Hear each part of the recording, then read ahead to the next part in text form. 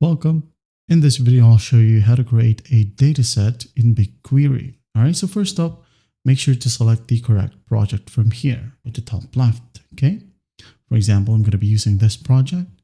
Now, under my project, here we have the project name or the project itself.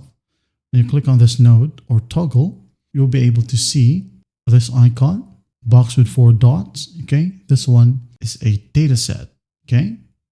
This one is a table, and this one right here is a view. Now let's go ahead and create a new data set. Now first up, go ahead and go to the project name, click on the 3 dots, and click on create a data set, like so. Go ahead and name the data set, for example, my new data set, just like that.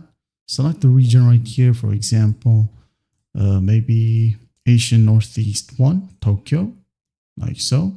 If you want to link it to an external dataset, click on this tick box, click on the drop down, now select your preferred option in here. If not, just leave it unticked, okay? You can add some tags and encryption right here under advanced options. If not, you go ahead and click on create dataset. Wait for it to load.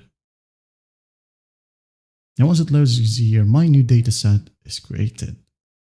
Go to the left panel and here we have the dataset. From now on, you can go ahead and click on the node. And as you can see, we don't have any table or view, okay? If you want a step-by-step tutorial about creating table and views, you can go ahead and check it out on the channel, and I'll be seeing you in the next one.